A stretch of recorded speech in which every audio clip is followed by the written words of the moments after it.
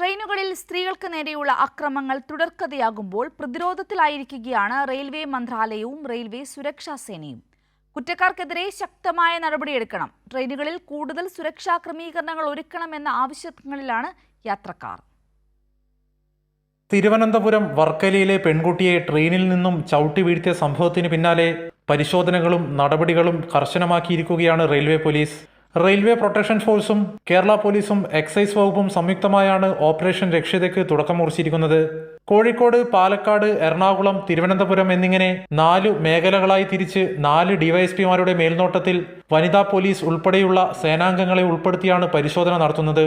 ഇപ്പോൾ തിരഞ്ഞെടുക്കപ്പെട്ട കേരളത്തിലെ 38 റെയിൽവേ സ്റ്റേഷനുകൾ അടുത്ത പ്ലാറ്റ്ഫോമുകളിലും അവിടെ വന്നു പോകുന്ന ട്രെയിനുകളിലും പരിശോധന കർശനമാക്കി.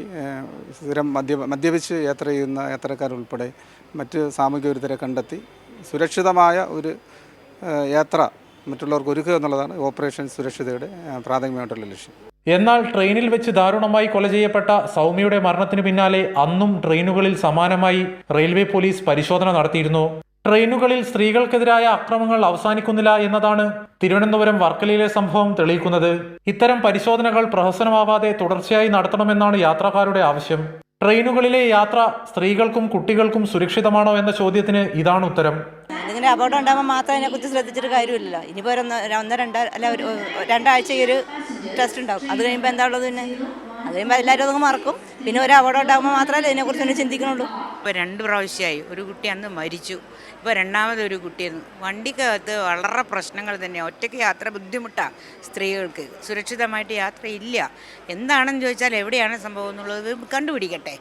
യാത്ര എന്ന് പറഞ്ഞാൽ എല്ലാവർക്കും ചെയ്യേണ്ട, കൊച്ചു കുട്ടികൾ മുതൽ വയസ്സായവർ വരെ യാത്ര ചെയ്യാൻ ഏറ്റവും നല്ല സൗകര്യം ട്രെയിനാണ്.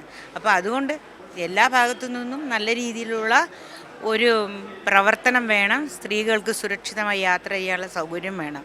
മദ്യപിച്ച് യാത്ര ചെയ്യുന്നുണ്ടോ എന്നറിയാൻ കോഴിക്കോട് റെയിൽവേ സ്റ്റേഷനിൽ കഴിഞ്ഞ ദിവസം എക്സൈസ് ഉദ്യോഗസ്ഥർ പരിശോധന നടത്തി.